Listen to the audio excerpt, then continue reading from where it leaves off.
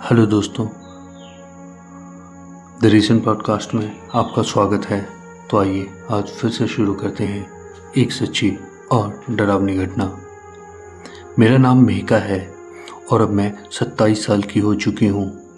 पुणे में एक multinational company में काम करती हूँ। मेरी ज़िंदगी समझो तो अब सेट है। एक अच्छी नौकरी, कुछ दोस्त और शहर की भागदौड़, बस यही मेरी लाइफ है। लेकिन आज भी कुछ रातें ऐसी होती हैं जब सन्नाटा मुझे उस रात की याद दिलाता है और मेरे रोंगटे खड़े हो जाते हैं। यह बात है साल 2005 की। उस वक्त मैं सिर्फ 9 साल की थी। मेरे पापा मेजर अविनाश सिंह की पोस्टिंग देवगढ़ कैंटोनमेंट में थी। देवगढ़ पहाड़ों के बीच बसा एक छोटा, खूबसूरत लेकिन बेहद सुनसान फौजी इलाका था। हमारे क्वार्टर के चारों तरफ चीड़ और देवदार के घने जंगल थे। यहाँ दिन में हिरन और लंगूरों का झुंड दिखना और रात में जंगली जानवरों की आवाज़ें सुनना बहुत आम बात थी। कभी कभी तो तेंदुए भी दिख जाते थे। उस रात कैंटोनमेंट के ऑफिसर्स मेस में एक बड़ी फॉर्मल पार्टी थी। पापा और माँ को वहाँ जाना बहुत ज़रूरी था और बच्चों को ले जाने की इजाज़त बिल्कुल नहीं थी। तो प्लान ये बना कि मैं और मेरा 5 साल का छोटा भाई समर, हम दोनों घर पर ही रहेंगे। हमारे साथ मेरा सबसे अच्छा दोस्त कबीर और उसका छोटा भाई ध्रुव, वो भी रुकने वाले थे। कबीर मेरी ही उम्र का था, वो भी 9 साल का था उस वक्त। और ध्रुव भी समर के जितना ही था, लगभग 5 साल का। कबीर के पापा भी मेरे पापा के साथ ही पोस्टेड थे। कबीर मुझसे बिल्कुल अलग था। मैं थोड़ी दबंग और मुंहफट थी, तो वो शांत और किताबी कीड़ा था। उसकी बड़ी बड़ी आंखों पर मोटे शीशे का चश्मा हमेशा टिका रहता था। वो थोड़ा डरपोक भी था। हर छोटी बात पर उसकी आंखें फैल जाती थीं। समर और ध्रुव तो बस शैतानी करने के लिए बने थे। उनका एक ही काम था, घर सर पर उठा लेना। शाम को माँ और आंटी यानी कि कबीर की मम्मी हमें सारी हिदायतें देकर चली गई। दरवाज़ा अंदर से बंद कर लेना, किसी अजनबी के लिए मत खोलना। माँ ने मेरे गाल पर हाथ फेरते हुए कहा कि मेरी बातों का ध्यान रखना। और उनकी साड़ी से आती मोगरी की खुशबू आज भी मुझे अच्छी तरह से याद है। और हाँ, ज़्यादा शैतानी नहीं, आंटी ने कबीर के बाल सहलाते हुए कहा। उनके जाने के बाद घर समझो तो हमारा था। हम चारों ने मिलकर पहले तो खूब धमाल मचाया, तकियों की लड़ाई हुई। फिर हमने किचन में जाकर मैगी बनाने का फैसला किया। मैगी बनाते वक्त समर ने मुझसे आधी से ज़्यादा मैगी नीचे गिरवा दी। मैं उस पर बुरी तरह चिल्लाई थी और वो रोने लगा, तो कबीर ने उसे चुप कराया। हम आखिर बच्चे ही तो थे, लड़ते झगड़ते और एक दूसरे को मनाते रहते थे। रात के करीब 10 बज रहे होंगे। हमने तय किया कि हम फिल्म देखेंगे। उस ज़माने में कोई मिल गया नई नई मूवी आई थी और हम सब ने मिलकर वही देखने का फैसला किया। हमने ड्राइंग रूम में गद्दे बिछाए, रजाइयाँ निकाली और एक किले जैसा घर जैसा बना लिया। लाइट्स बंद कर दी हमने और टीवी की रोशनी में फिल्म देखने लगे। बाहर घना स्याह अंधेरा था। जंगल की वजह से हमारे घर के आसपास कोई स्ट्रीट लाइट भी नहीं थी। सिर्फ चांद की हल्की रोशनी पेड़ों से छन छन कर आ रही थी और अजीबोगरीब परछाइयां बना रही थी। रात का सन्नाटा इतना गहरा था कि झींगरों की आवाज भी कानों में मानो थोड़ी थोड़ी चुभ रही हो। फिल्म चल रही थी, हम सब उसमें खोए हुए थे। अचानक टीवी की स्क्रीन झिलमिलाई और एक अजीब सी भन्न की आवाज के साथ बंद हो गई। घर की सारी बत्तियां बुझ गईं। एक पल के लिए तो सब कुछ थम सा गया। घना चिपचिपा अंधेरा जिसमें हमें अपनी सांसों की आवाज़ भी बहुत तेज सुनाई दे रही थी। समर और ध्रुव ने डर के मारे मुझे और कबीर को कसकर पकड़ लिया। लाइट चली गई। मैंने अपनी आवाज़ में हिम्मत भर कर कहा, ताकि छोटे वाले भाई डरे नहीं। इमरजेंसी लाइट जलाओ। कबीर की कांपती हुई आवाज़ आई। मैं दीवार टटोलते हुए इमरजेंसी लाइट के स्विच तक पहुंची और उसे मैंने ऑन कर दिया। एक पीली कमज़ोर रोशनी मेरे कमरे में फैल गई, जिससे हर चीज़ की परछाई और भी लंबी और डरावनी लगने लगी थी। मैं हिम्मत करके खिड़की के पास गई। हमारा घर उस समय दूसरी मंजिल पर था। मैंने बाहर झांका। दूर दूर तक कोई रोशनी नहीं थी। पूरे कैंटोनमेंट की बिजली गुल थी। जंगल अंधेरे में डूबा हुआ किसी सोए हुए राक्षस जैसा लग रहा था। हवा से चीड़ के पेड़ ऐसे हिल रहे थे जैसे कोई कराह रहा हो। मुझे अचानक बहुत ठंड लगने लगी। मैं वापस मुड़ने ही वाली थी कि बाहर से आवाज़ आई, एक बहुत ही अजीब खुरदुरी सी फुसफुसाहट। मीकू, मीकू। मैं जम सी गई। मीकू, ये तो मेरे घर का नाम था। मेरे घर वाले और बस कबीर के घर वाले ही मुझे इस नाम से बुलाते थे। पड़ोसियों को तो ये नाम पता भी नहीं था। पर यह आवाज़ कबीर की मम्मी की बिल्कुल भी नहीं थी। यह किसी ऐसे की आवाज़ थी जिसका गला बुरी तरह ख़राब हो, जैसे कोई सूखे पत्तों पर घिसट रहा हो।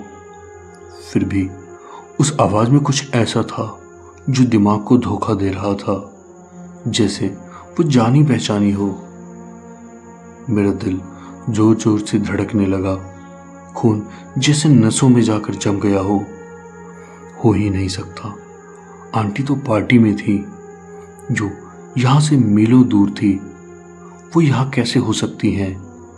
मैंने घबराकर कबीर की तरफ देखा। वो दीवार से सटकर खड़ा था। उसकी आंखें डर से फटी जा रही थीं। कबीर, तूने सुना? मेरी आवाज़ मुश्किल से निकलने की कोशिश कर रही थी। उसने ना में सिर हिलाया। उसका चेहरा सफ़ेद पड़ चुका था। नहीं, मैंने वो नहीं सुना।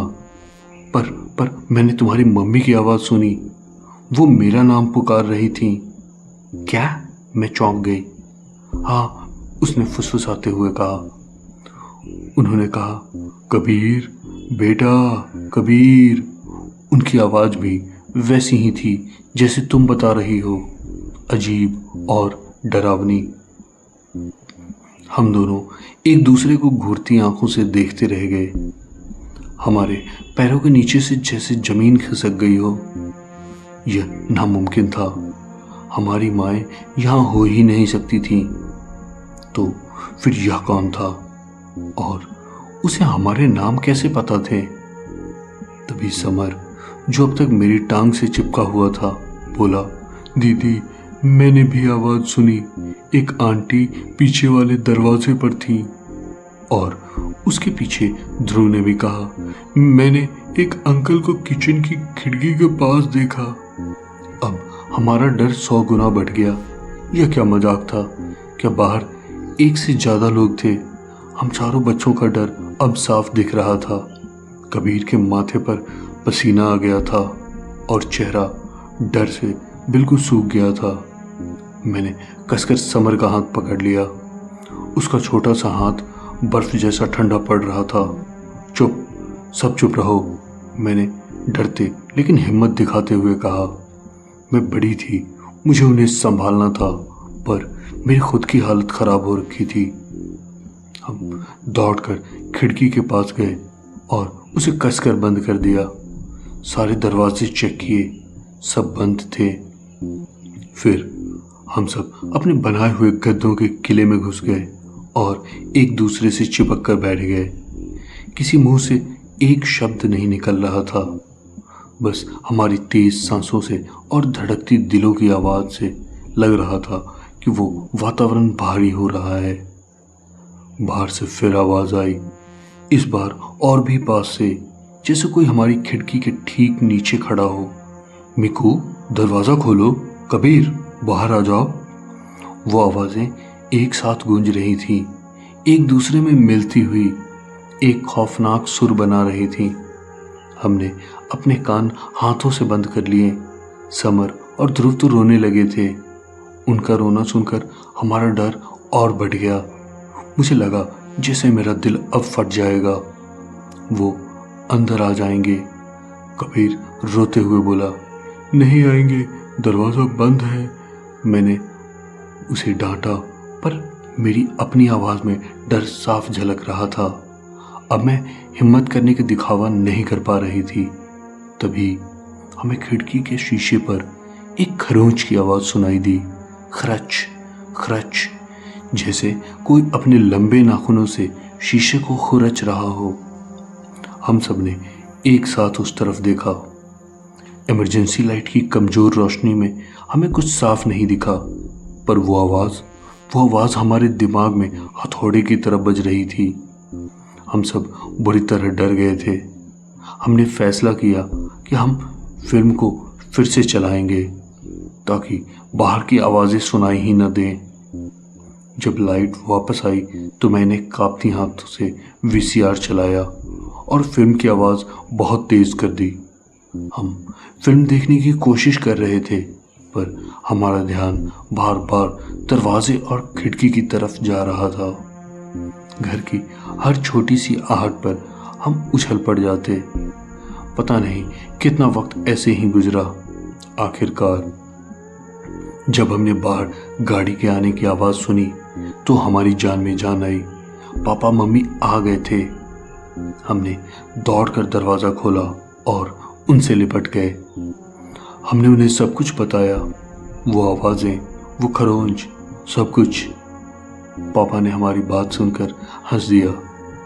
तुम लोगों ने ज़रूर कोई डरावनी फिल्म देख ली होगी, उन्होंने ऐसा कहा।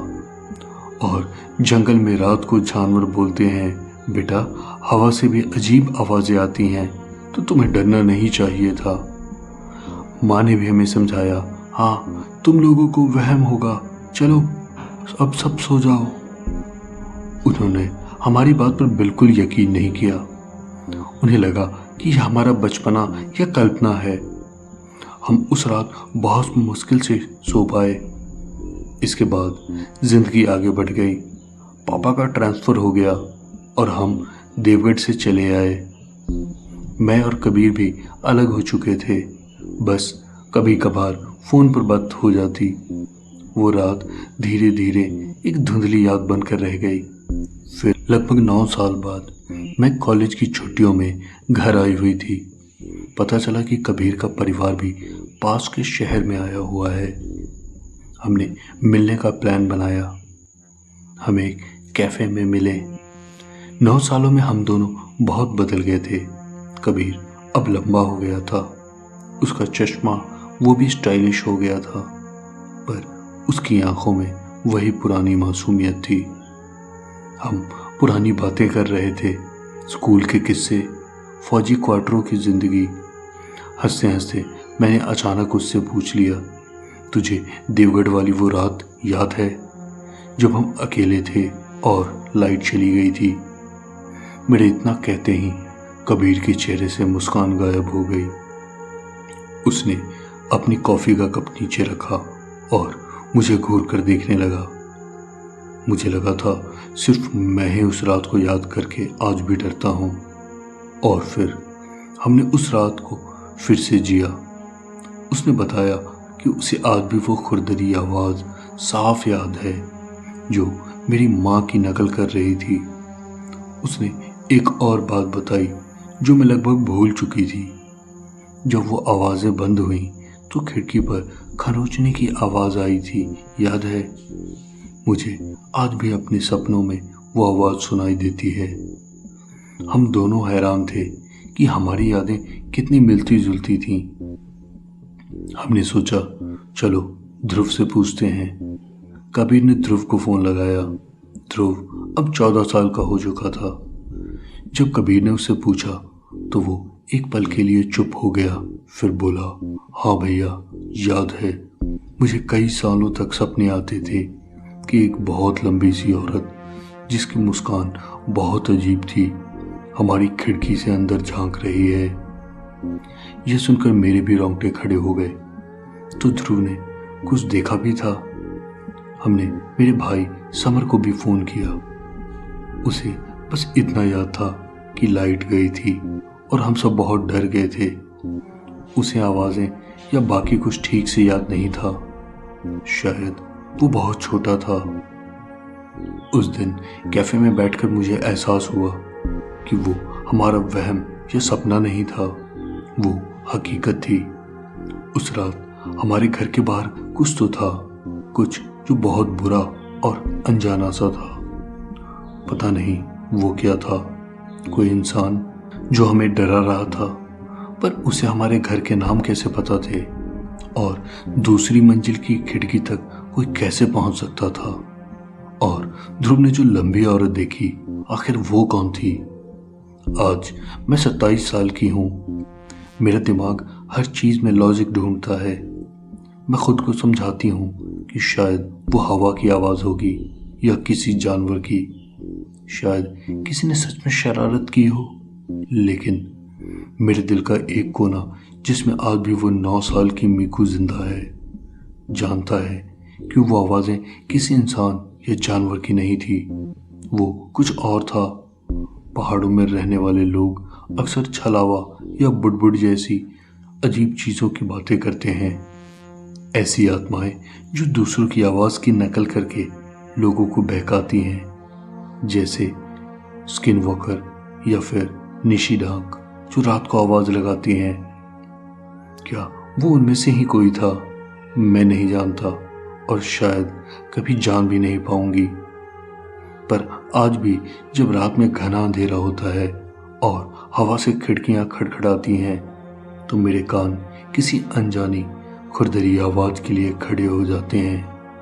मुझे डर लगता है कि कहीं कोई फिर फुसफुसाएगा, मीकू। ओके दोस्तों, ये थी आज की कहानी। आपको कैसी लगी कृपया करके कमेंट बॉक्स में बताएं। फिर मिलते हैं अगली वीडियो में।